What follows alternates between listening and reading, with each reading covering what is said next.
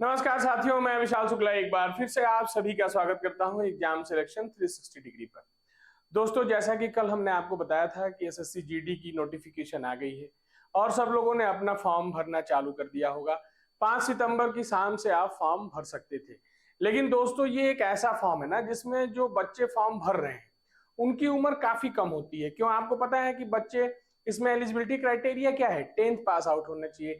तो मैट्रिकुलेशन पास होने के बाद और फॉर्म भरना, मैं आपको बताऊं, बहुत लोग तो ग्रेजुएशन के बाद भी फॉर्म सही से नहीं भर पाते हैं और छोटी छोटी गलतियों के कारण वो बाद में कहते हैं क्या कि सर मेरा फॉर्म रिजेक्ट हो गया, सर मुझे मेरा स्टेट नहीं मिला, सर मैं तो एसएसबी के लायक था लेकिन मुझे बीएसएफ मिल गया। तो ये जो छोटी मोटी गलतियां है ना, इसको ध्यान में रखते हुए आपको अपना फॉर्म भरना है।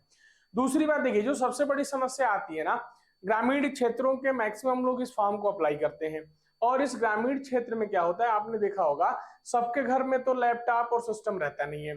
तो ये दुकान वाले फॉर्म भरते हैं। मैं आपको बताऊं, अब हम जाते हैं, दुकान वालों के पास क्या है, एक फिक्स पैटर्न बना हुआ है कि उनको यही भरना है। बस वो आपसे आपकी डिटेल पूछते हैं और उसके बाद फॉर्म फिलअप कर देते हैं। कभी पोस्ट का प्रेफरेंस जो है कि कौन सी पोस्ट मुझे पहले चाहिए, कौन सी पोस्ट बाद में चाहिए, इन सब चीजों का वो ख्याल नहीं रखते हैं। ना ही आप फॉर्म भरवाते वक्त इन सब बातों का ख्याल रखते हैं। इन सब बातों का ख्याल रखना बहुत ही जरूरी है। हो सकता है आपके नंबर बहुत ही बढ़िया हो, आपको एक बढ़िया फोर्स मिलने वाली हो और उसकी जगह जो फोर्स आप नहीं चाहते वो मिल जाए, जबकि आप उसके लायक थे। तो उसकी गलती किसकी है? अब ये तो फॉर्म भरने वाले की है, लेकिन उस समय तो आप उस दुकान वाले को पकड़ के मारोगे नहीं। तो उससे बढ़िया क्यों ना आगे कुछ जाके गलत हो, उससे पहले हम सावधानी बरत लें फॉर्म भरते वक्त।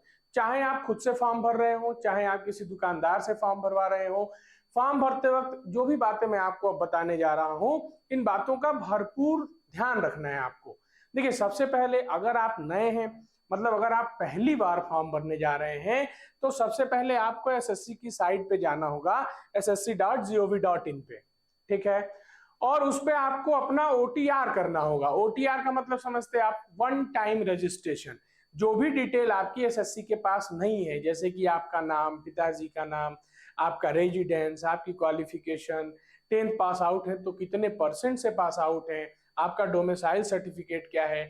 और एसएससी जीडी की भर्तियों में एक चीज और ध्यान रखना पड़ता है, क्यों, इसमें जो फॉर्म और जो कटाव बनती है ना, उसमें जैसे आप नक्सल एरिया से बिलोंग करते हैं या आप किसी स्टेट के बॉर्डर से बिलोंग करते हैं, इनकी कटाव ऊपर और नीचे होती है। इसलिए ध्यान रहे जब भी फॉर्म भर रहे हो।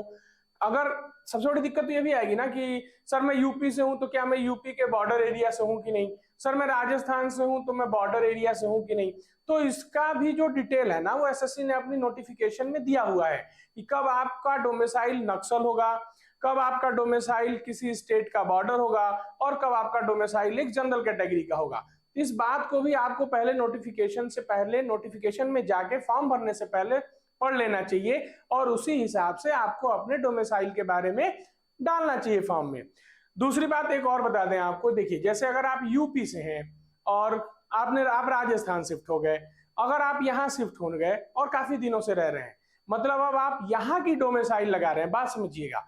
तो अगर आप यूपी से थे और आप यूपी में मान लीजिए आपकी कैटेगरी थी ओबीसी, एससी एसटी, जिसका फायदा आपको मिलने वाला था, लेकिन अगर आप अदर स्टेट में चले गए और वहां पे मतलब माइग्रेट हो गए, उसमें एक ऑप्शन आएगा कि क्या आप दूसरे स्टेट या यूटी से माइग्रेट किए हुए हैं, तो अगर आप वहां जाते हैं तो आप केवल और केवल जनरल कैटेगरी में ही काउंट होंगे। इस बात का भरपूर ध्यान रखिएगा। ऐसा नहीं है कि स्टेट और यूटी बदलने पर आपकी कैटेगरी सेम होगी। ठीक है? तो इस बात का भरपूर ध्यान रखना है।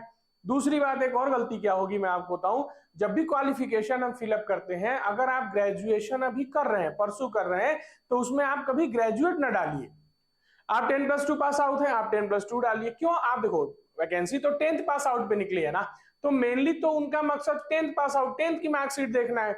तो आप उसकी हायर क्वालिफिकेशन डालने का ऐसा नहीं कि उसमें आपको तवज्जो दी जाएगी कि हाँ ये बीटेक एमटेक है तो इनको पहले ले लिया जाए। तो आप उतना ही फिल करिए जितना एसएससी आपसे मांग रही है। परसेंटेज जो मांगती है, अगर पॉइंट वगैरह में है ना, जैसे 67.4% हो, 93.5% है आपका, तो कभी भी पॉइंट वगैरह ना डालिए, कम डालो। जैसे आप 93% डालो, कभी ऐसा ना हो कि आपने 0.5% ज्यादा डाल दिया कि अरे मैं वहां बात कर लूंगा। ऐसा कुछ नहीं होता है। तो आइए चलिए देखते हैं। ये जो आपको मैंने बताया कि फॉर्म की डेट है हमारी 14 अक्टूबर तक हम फॉर्म को भर सकते हैं। और ऑनलाइन पेमेंट 100 रुपए की पेमेंट लग रही है, वो आप 15 तारीख तक भर सकते हैं। जैसा कि टेंटेटिव है कि हमारा पेपर जनवरी और फरवरी में होगा, हम मान के चलते हैं, मान लीजिए 15 जनवरी के बाद पेपर होगा, ठीक। अब ये वाली स्लाइड में आप देख पा रहे होंगे कि हम वन टाइम रजिस्ट्रेशन, जो ओटीआर, जो लोग नए हैं, पहली बार फॉर्म भर रहे हैं एसएससी का, जिनका डाटा एसएससी के पास नहीं है, उनके लिए है ये। बाकी सबको ओटीआर नहीं करना, ध्यान रखिएगा। अगर आप पहले से एसएससी पिछली साल भर चुके हैं, जीडी नहीं, किसी भी एसएससी का फॉर्म भर चुके हैं, तो आपका डिटेल एसएससी कमीशन के पास होता ही होता है, ठीक है। तो उस केस में हम आगे बताएंगे आपको। पहले ओटीआर में देख लेते हैं। देखिए ओटीआर में क्या क्या करना है आपको। आपकी पर्सनल डिटेल जाएगी, आपका नाम जाएगा, उसके बाद आप एक पासवर्ड क्रिएट करेंगे, आपकी नेशनैलिटी, जाहिर सी बात है भारत से ही होंगे, और ये डिटेल की कंफर्मेशन, वो एक ओटीपी आती है आपके पास, मोबाइल पे आएगी, मेल के थ्रू कन्वर्सेशन होता है, और वहां से वेरीफाई होने के बाद आपका ओटीआर हो जाएगा। जैसे ही ओटीआर हो जाएगा, देखिए पर्सनल डिटेल में क्या क्या भरना होगा आपको। आधार कार्ड नंबर है आपका, वेरीफाई मतलब 2 बार भरते हैं ताकि गलत ना हो पाए। कैंडिडेट का नाम है, आईडी नंबर है।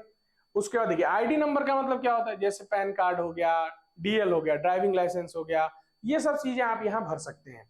उसके बाद आपने लिखा, देखिए ये भी लिखा है कि आपने कभी अपना नाम बदला है, इसका जरूर ध्यान रखें। बहुत लोग, देखिए जो भी नाम आपके 10th के सर्टिफिकेट पे है, मैंने बहुत से ऐसे लोगों को देखा, जैसे उनका नाम है विशाल कुमार शुक्ला, अब वो लिख के आ गया विशाल शुक्ला, फिर बाद में होता सर हमने तो कुमार नहीं लगाया था, पापा का नाम है जितेंद्र शुक्ला, लगा रहे हैं जितेंद्र कुमार शुक्ला। तो इन सब चीजों का जरूर ध्यान रखते हैं, क्यों, छोटी छोटी गलतियों से फॉर्म रिजेक्ट ना हो, ठीक है। बाकी जेंडर तो आप अपना मेल फीमेल जानते ही हैं। डेट ऑफ बर्थ आपको डालनी है, वेरीफाई कराना पापा का नाम। 10th में देखिए मैंने आपको बताया मैट्रिकुलेशन में आपका रोल नंबर क्या था, वेरीफाई करने के बाद किस ईयर में आप पास आउट हुए हैं, ये भी ध्यान रखिएगा। और देखिए हाईएस्ट लेवल लिखा है, यही मैं आपको बता रहा था कि हाईएस्ट लेवल है, मान तो 10th रहा, चलो आप इंटरमीडिएट हो 10+2 डाल दो। आप ग्रेजुएशन अगर परसू कर रहे हैं तो ग्रेजुएशन ना डालिएगा, ग्रेजुएट ना डालिएगा, ये ध्यान रखिए। मेल आईडी आपको कंफर्म करनी होगी।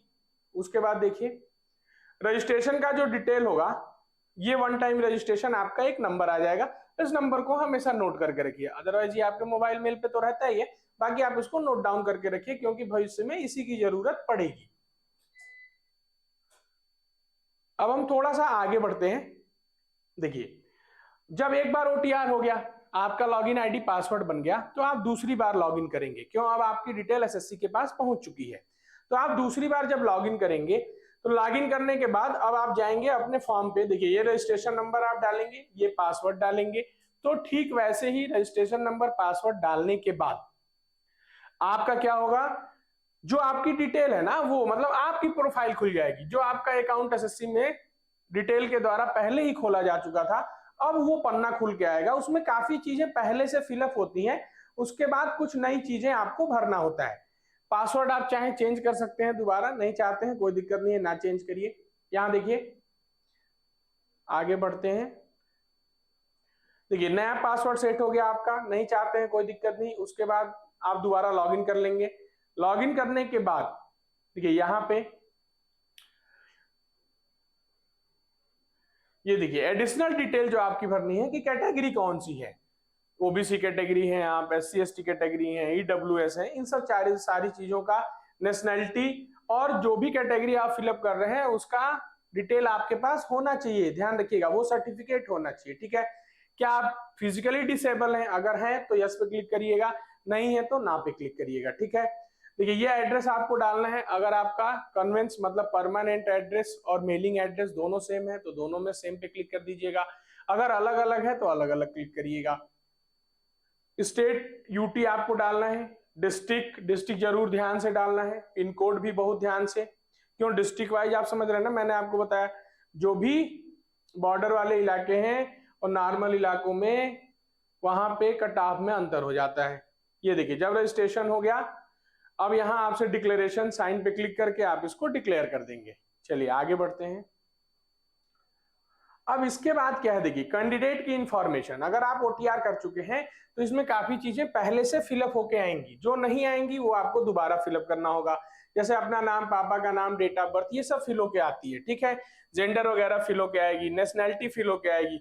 लेकिन जैसे मैट्रिकुलेशन का पासिंग ईयर, पासिंग नंबर, ये सब चीजें आपको अलग से डालनी होगी। जो भी इसमें नहीं है वो फिलअप कर दीजिएगा, जो होगा उसको छोड़ दीजिएगा।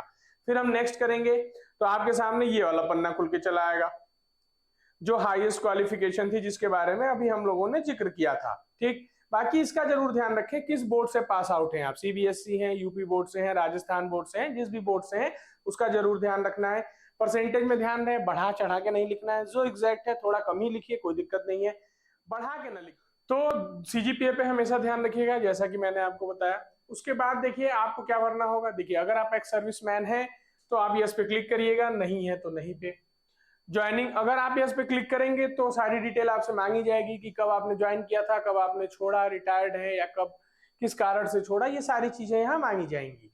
उसके बाद देखिए कह रहा है कि क्या आपने एक्स सर्विसमैन से कोई और पोस्ट ले रखी है, उसकी डिटेल आपको भरनी होगी। अगर यस है तो ही खुलेगा, नहीं है तो नहीं खुलेगा। क्लियर है। उसके बाद देखिए एक लास्ट ऑप्शन होता है कि क्या आप अपनी पर्सनल इंफॉर्मेशन गवर्नमेंट को देना चाहते हैं, तो आप दे दीजिएगा। ऐसा नहीं कि गवर्नमेंट आपके यहाँ ईडी का छापा पड़वा देगी, वो इसलिए केवल होता है कि जब भी गवर्नमेंट के पास किसी तरीके की कोई रिक्रूटमेंट आती है अलग से, तो वो आपको इन्फॉर्म कर देंगी। हालांकि आज तक ऐसा हुआ नहीं है, लेकिन ठीक है, दे दीजिएगा, क्या दिक्कत है। आप तो किसी को भी नंबर दे देते ना अपना, तो गवर्नमेंट को दे दीजिए। चलिए अब एडिशनल इंफॉर्मेशन में क्या कह रहा है कि एग्जामिनेशन सेंटर। अब एग्जामिनेशन सेंटर जितना नजदीक डालना चाहे उतना नजदीक डालिएगा, घूमने के चक्कर में अहमदाबाद और हैदराबाद ना डाल देना, क्यों, उस समय ना टिकट मिलेगा और ट्रेनों में इतनी भीड़ होती है, फिर आप हो जाएंगे फ्रस्ट्रेट। तो जितना नजदीक के जो 2 से 3 सेंटर आपको डालने हैं वो डाल दीजिए। उसके बाद अगर आपके पास एनसीसी का सर्टिफिकेट है, एनसीसी में 3 सर्टिफिकेट होते हैं आपको पता है, ए, बी और सी। एक में 2% मिलती है, एक में 5% और एक में 8% मिलती है, नियर अबाउट ऐसा ही है। तो उसका भी प्रॉफिट आपको प्री के नंबर में जुड़ जाता है। तो अगर आपके पास है तो उसको क्लिक करिएगा, अगर नहीं है तो क्लिक मत करिएगा। ठीक है। स्पोर्ट्स कोटे से है तो भी आपको अगर यस क्लिक करेंगे तो आपसे मांगेगा कि कहाँ पार्टिसिपेशन हुआ, किस लेवल पे हुआ, नेशनल लेवल, स्टेट लेवल पे। अगर नहीं है तो कोई दिक्कत नहीं है तो उसकी डिटेल फिल कर दीजिएगा। फिर हमने आपको जो बताया, क्या आपकी ओरिजिन मतलब जहां आपका जन्म हुआ वो स्टेट, क्या अभी भी आप वहीं रह रहे हैं, तो ठीक है। अगर आप कहीं माइग्रेट कर गए हैं दूसरी जगह तो आप उस पर यस पे क्लिक करेंगे, कहाँ माइग्रेट किए हैं वहां का भी एड्रेस डालना होगा। लेकिन ध्यान रहे अगर दूसरी यूटी या किसी भी स्टेट में माइग्रेट किए हैं तो आप जनरल कैटेगरी में ही काउंट करेंगे, कैटेगरी वाइज जो भी बेनिफिट है वो आपको नहीं मिलेंगे। चलिए आगे बढ़ते हैं। मेन चीज आ गई प्रीफरेंस पे। मेन चीज किस पे आ गई, प्रीफरेंस पे आ गई। प्रीफरेंस जो है ना वो सबसे पहले अपने को क्या भरना होगा। ठीक है, देखिए तमाम चीजें मैं आपको बता दूं, जैसे कि प्रीफरेंस में अपने पास, 1 मिनट होल्ड करिएगा।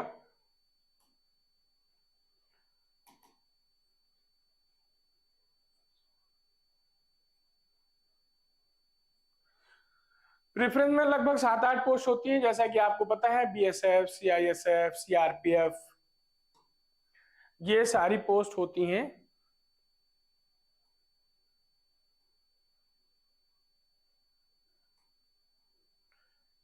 वो कहाँ गया,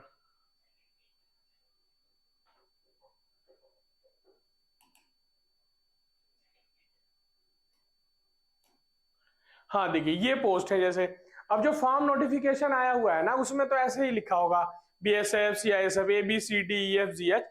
लेकिन आप देखो सबसे ज्यादा, देखिए एक तो वैकेंसी सबसे कम होती है एसएसएफ की, इस बार तो एनसीबी भी आई हुई है, तो आपको सबसे पहले ना एसएसएफ डालना है। ठीक है, देखो एक तो सीटें कम है तो कटाव भी बहुत ज्यादा जाएगी, तो इसलिए अगर आपके नंबर होंगे, मिल गया तो टू बी बेस्ट, नहीं मिला तो आपके लिए तो प्लस पॉइंट है ना। आप नीचे क्यों डाल रहे हो इसको, हो सकता है मिलने ही वाला हो, ना मिले। तो सबसे पहले आपको क्या डालना, देखिए एच। इसके बाद हम आ जाते हैं नारकोटिक्स पे, एनसीबी पे, तो ये क्या हो गया, जी। इसके बाद देखो अगर आप चाहो आप आ जाओ एसएसबी पे, डी, और इसके बाद आप आ जाओ सीआईएसएफ पे। तो आपका प्रेफरेंस हो गया एच जी डी बी। अब इसके बाद आप चाहिए आप असम राइफल्स पे आ जाइए। फिर अगर आर्मी में है, आप स्टेट में ही रहना चाहते हैं, स्टेट के आसपास, आईटीबीपी में आ जाइए। अब आपके पास बची कौन सी, सीआरपीएफ और बीएसएफ। तो आप सीआरपीएफ पहले प्रेफरेंस दो, उसके बाद दे दो बीएसएफ का। बाकी इन दोनों में आप ऊपर नीचे कर सकते हैं, उससे कोई दिक्कत नहीं है। सीआरपीएफ भी बढ़िया सी नौकरी है। देखिए सीआरपीएफ सेंट्रल गवर्नमेंट की पुलिस फोर्स है, आप ऐसा समझ लो। स्टेट गवर्नमेंट की पुलिस फोर्स होती है, जहां पुलिस कम होती है वहां सीआरपीएफ को बुला लिया जाता है। बाकी अगर आपके अंदर जज्बा है कि मैं एकदम बॉर्डर पे खड़े होकर लड़ूंगा, तो बीएसएफ को पहले फिलअप कर दीजिएगा। तो प्रेफरेंस ये रखिएगा, ऐसा नहीं कि ABCDEFGH रख दीजिएगा। ठीक है, मेरी बातों को समझ पा रहे? चलिए फिर आगे बढ़ते हैं।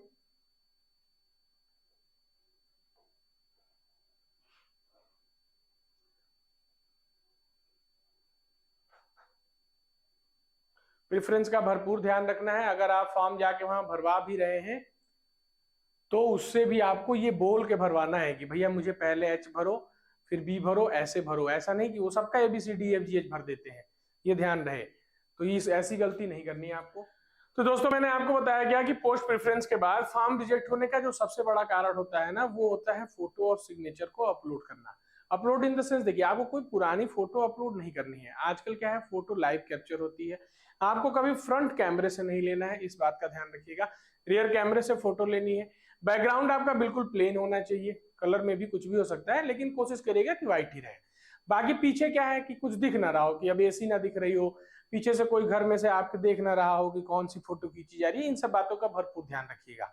तीसरी बात ये भी ध्यान रखनी है आपको कि आप उसमें चश्मा नहीं पहनेंगे, ये ध्यान रहे। पता चला आपने ब्लैक चश्मा पहन लिया, और फोटो ऐसे या ऐसे करके नहीं खींचनी है, ध्यान रखिएगा।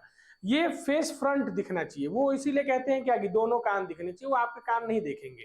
फेस जो है ना ये सीधे होना चाहिए, इसलिए कहते हैं।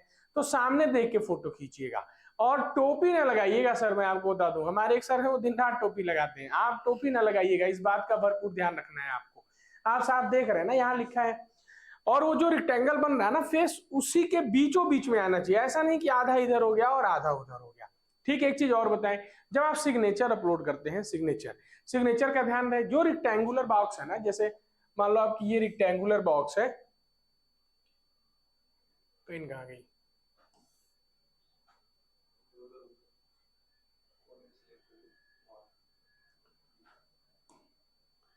जैसे ये रेक्टेंगुलर बॉक्स है, ध्यान रखिएगा। तो साइन ऐसा नहीं कि केवल इतने में हो या इतने में हो, इट शुड कवर 80%, ये ध्यान रहे। साइन हमेशा वो बॉक्स के 80% को कवर करनी चाहिए, ये ध्यान रखिएगा, अदरवाइज आपका फॉर्म रिजेक्ट हो सकता है। आइए थोड़ा सा और आगे देख लेते हैं कि क्या कह रहे हैं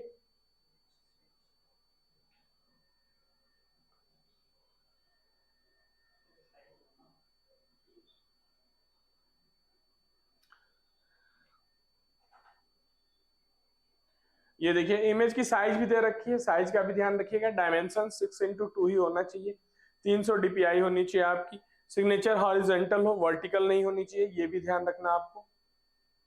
उसके बाद आप लास्ट में जाके एक बार प्रीव्यू करके दोबारा रीचेक सब कुछ कर लेंगे कि जो भी आपने फिल किया है वो सही है कि नहीं है। ऐसा नहीं कि जल्दी जल्दी में भर दिया, हो सकता है गलती हो ही जाती है। टू एयर इज ह्यूमन, गलती करना मानव का नेचर है। तो इसलिए ध्यान रखेंगे कि दोबारा आप जाके सारी डिटेल को चेक कर लेंगे। उसके बाद लास्ट में आप फाइनली सबमिट करेंगे। ठीक है, मोबाइल नंबर, मेल आईडी तो बिल्कुल चेक कर लीजिएगा, डोमिसाइल वगैरह चेक कर लीजिएगा, परसेंटेज चेक कर लीजिएगा। ये जो एडिशनल इंफॉर्मेशन आपने भरी थी कि किसी फोर्स में तो आप नहीं है, किसी सर्विस में एक्स सर्विसमैन तो नहीं है, किसी कोटे से तो नहीं है, स्पोर्ट्स कोटे से तो नहीं है, तो ये सब सारी चीजें आपको चेक कर लेनी है। उस चेक करने के बाद आप फाइनल सबमिट करेंगे। यहाँ डिक्लेरेशन बॉक्स पे क्लिक करिएगा कि मैं एग्री करता हूं कि जो भी इंफॉर्मेशन मेरे द्वारा सरकार को दी गई है वो सारी सही है, उनमें किसी भी तरीके का कोई लोचा नहीं है।